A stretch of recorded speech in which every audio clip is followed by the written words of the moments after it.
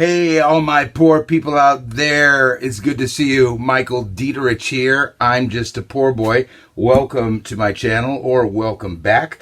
Lately, I've been doing a lot of work outside of painting as well. So I've been really busy, but with painting, I've been busy doing custom pieces and collaborations that have like certain rules and guidelines, and I've got jewelry orders. So I realized this morning when I had a day where it's like I can do what I want, that I have not painted something that was just for me for a while, that I went, this is what I want to do. I've been doing what other people wanted, and I'm not complaining at all, but I just realized like, oh, it's been a while since I just like, what do I want to do? And I'm trying to tie it in with everything, like especially with my jewelry right now, which is going quite successfully. I was looking at the colors, and there's just a lot of blues, and I wanted to branch out a little bit. So I'm going to do something dual purpose. I'm going to pour some things for myself today. I'm going to go to something that I did recently, which is object pours. I mean, canvas is great, but I love pouring on different objects as well. And then hopefully I'll get some great skins that I can use for jewelry as well. So today is for me, and you are more than welcome to be here as well and watch. So these are going to be surface pours. I'm going for a non-blue color scheme. I'm also going to veer away from gold, which I've been using a lot of lately. And let me just show you what I am going to be pouring on. The first thing is this little rack that you hang up probably in the kitchen, but you can take probably maybe in the bathroom, who knows. Take a look at it here. I've got a picture of it here. So as you can see, it's a metal frame, and it's got two shelves on it. Now, I found this at a secondhand store. That's where I love to find stuff, because you can turn, I say, trash into treasure. And I was like, oh, this is charming. So what I've done is I unscrewed the two shelving units, and I brought the wire frame outside, and I painted it a beautiful copper color. I'm going to go into copper this time around. I removed the two shelves, and I have them here. They're quite simple. So sorry about that interruption. I just wanted to fix the light a little bit. So here's the two shelves I was saying, and I taped the bottom of them. And I did like a little mark of like on here where the front goes, and this is the top shelf. And then here the same thing, this arrow to the front, and this is for bottom. That's because the way the screw holes were aligned with the frame, it didn't look like it was, perfect. Someone had welded these like hole attachments on there, and they didn't like look completely even. And instead of having to figure out that mystery, I marked them out. Also, the wood on this piece, some of it I go, it's just not as pretty. Oftentimes when I do a kind of plank-like piece, I like to show the wood. But for this, because I don't like the wood as much, I just taped the bottom, and I'm going to let this pour over the sides. Next was a cheap item I found at the Action. For those of you who don't know the Action, it's like a dollar store. It's just a teak wooden tray. A piece like this, then I go, okay, I just want the top on this. I want to see the wood on the side. And for the shelves and this, I'll resin them to protect them really well. So in order to do a piece like this, then you just have to tape it off really well. And as they say in the cooking shows, here's one I prepared earlier. So you can see the bottom, it's already taped off. I've really taped off everything because I'm going to be holding it and moving it, and I don't want to get paint anywhere. I would rather be safer than sorry. And now this one, as you can see, I've taped it all the way around the edges, and I'm just going to do the top of this one.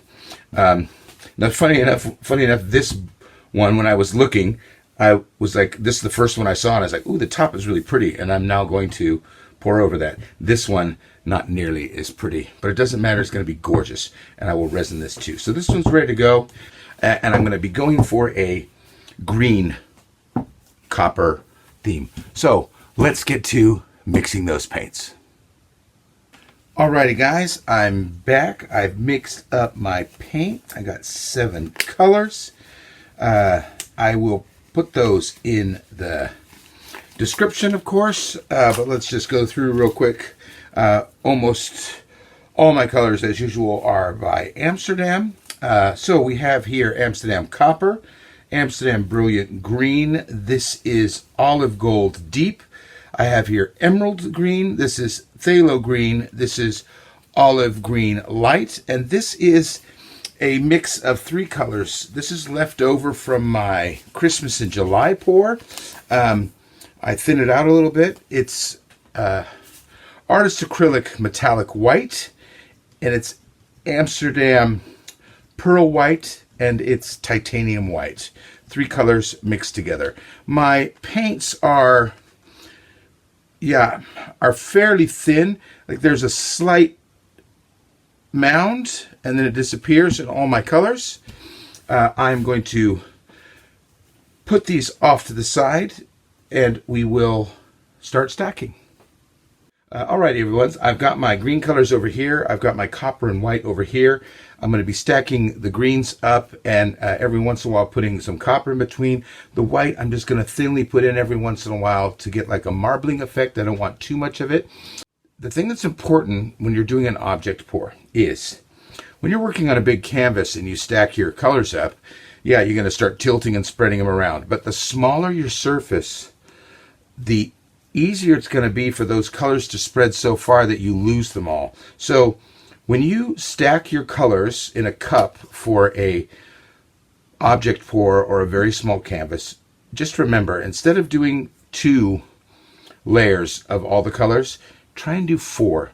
Go for small bits, because it's really going to move on your surface and you don't want to lose 3 colors in your initial tilt. Yeah?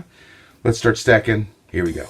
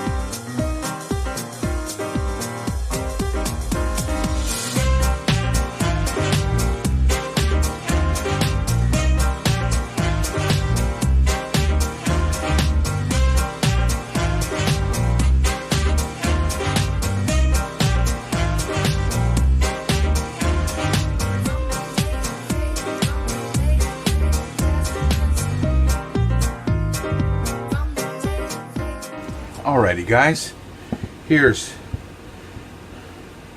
our piece. Just gonna lift it up about 1 inch, 2.5 centimeters, and that should be enough, because I'm going to do this slowly, hopefully, and I'm going to keep moving the cup a little bit back and forth. So let's take a look and see what happens.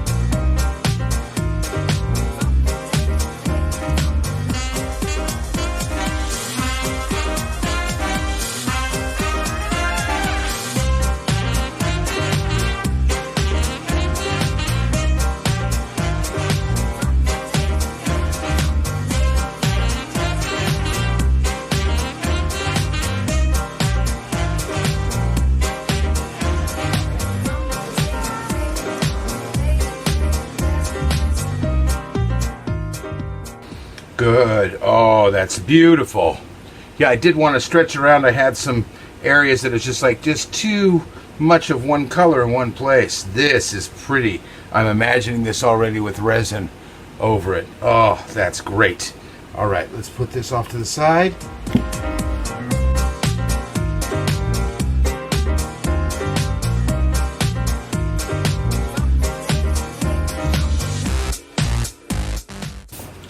Okay, so I'm going to try this and see how it works.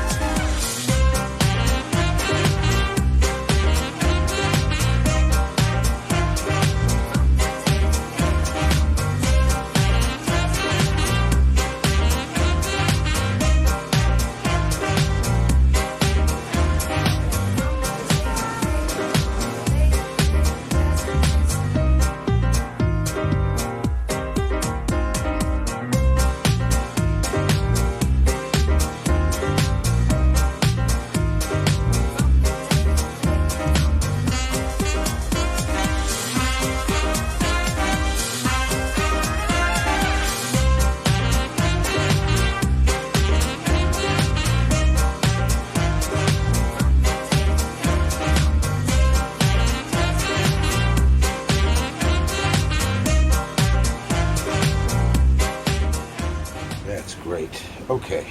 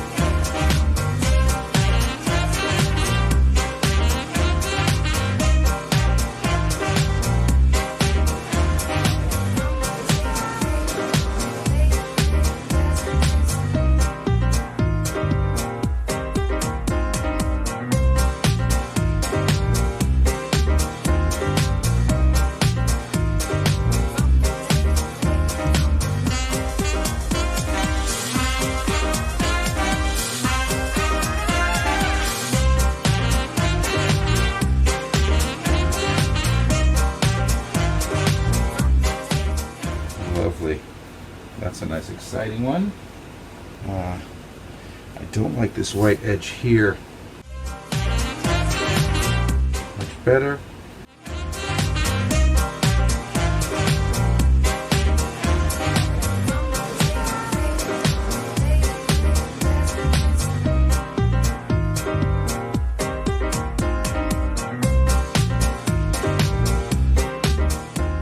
Great.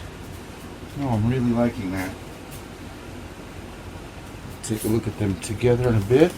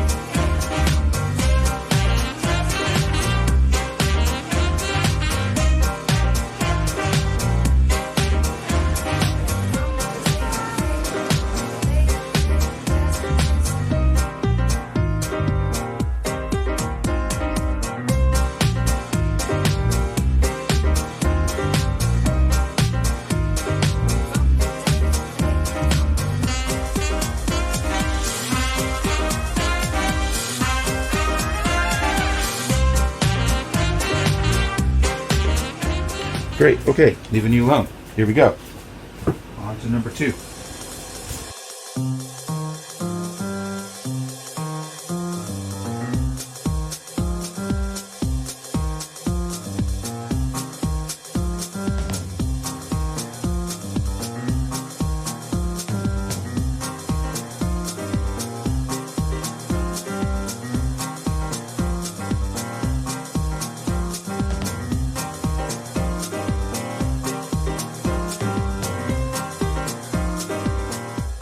This one's got some nice patches in it, which is going to mean I want to move my color scheme around.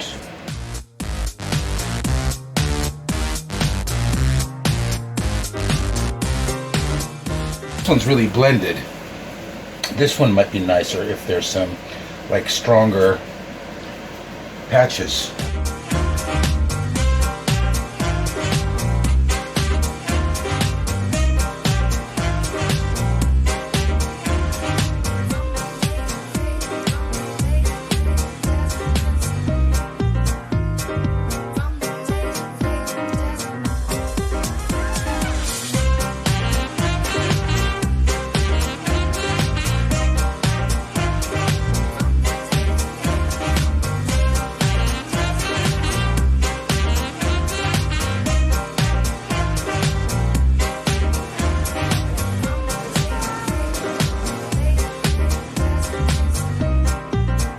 Very nice, that.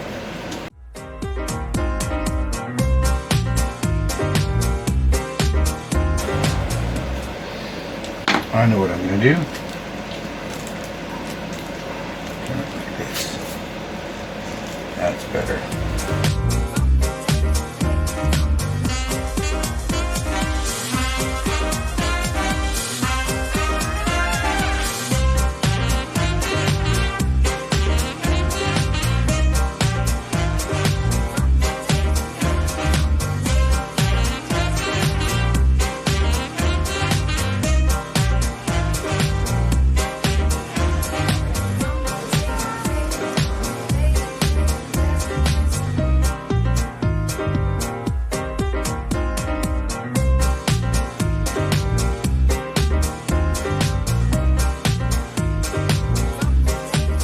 Oh, I love that now.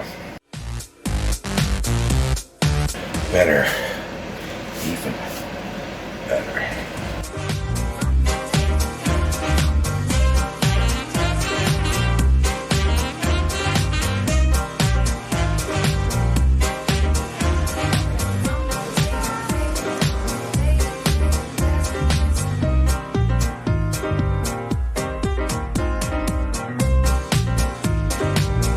There, that makes it very special.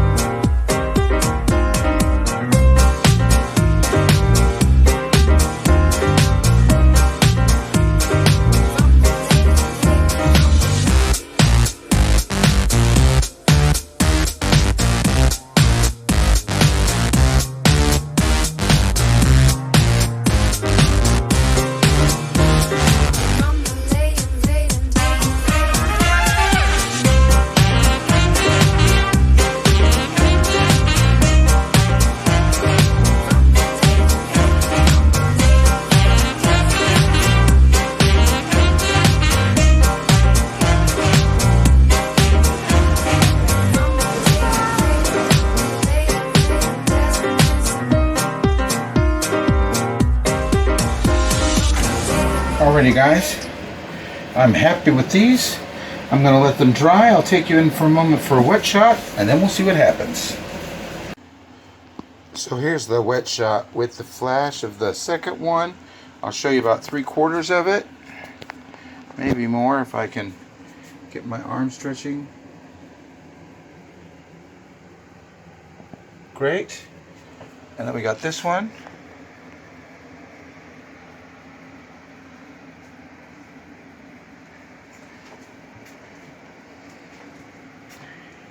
And they'll continue to drip and thin out. I'll be back to scrape them, and I'll show you the dry result tomorrow.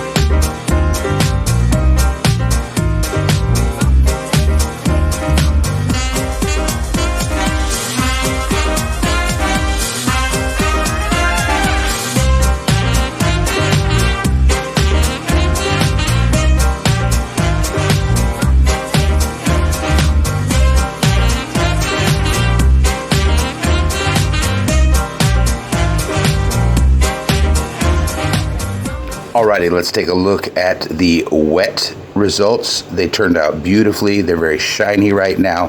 They'll dry within about 36 to 72 hours, and I will be back to show you the results. Okay guys, it's been 48 hours. Let's take a look at what we have got here. First of all, these vases, they turned out beautifully. Fantastic shine. Now, people always say that the tops can be a little bit bumpy. This is a little bit bumpy, but I just sand that down and it's done. Yeah, you can even then take like a paintbrush with a little bit of resin and like paint just a little bit of a top there if you want that. But I find that if you sand this down and get it to one level, you won't even notice that. But the bowl, let me get off there. Now, it was I had this tape roll in there, and I actually had it taped on the inside to help keep it from moving. Absolutely gorgeous. This top, again, also just a little bit bumpy, but we'll sand that down. Now, these two planks or shelf units will go into this piece I showed you earlier. We'll deal with the tray in a minute. Yeah. Now the vases, like I said, they need to be sanded if that's going to be the case. These, we're going to look at the bottom. I've already taken the tape off of them, so they're actually ready to install. Now there is a little bit of leakage of the green here and there, but again, it's the underside, so it's not going to matter. Now, you may have seen in the video that I was preparing another one at the same time that was red. That one had some problems. Not going to worry about them right now, but the green one turned out fantastic. The surface is lovely and smooth, no blemishes, no dust. I love it. Yeah. So what we're going to do with this is I'm just going to turn it upside down. It's going to sit pretty much on the tape, and we're going to take the tape off of it.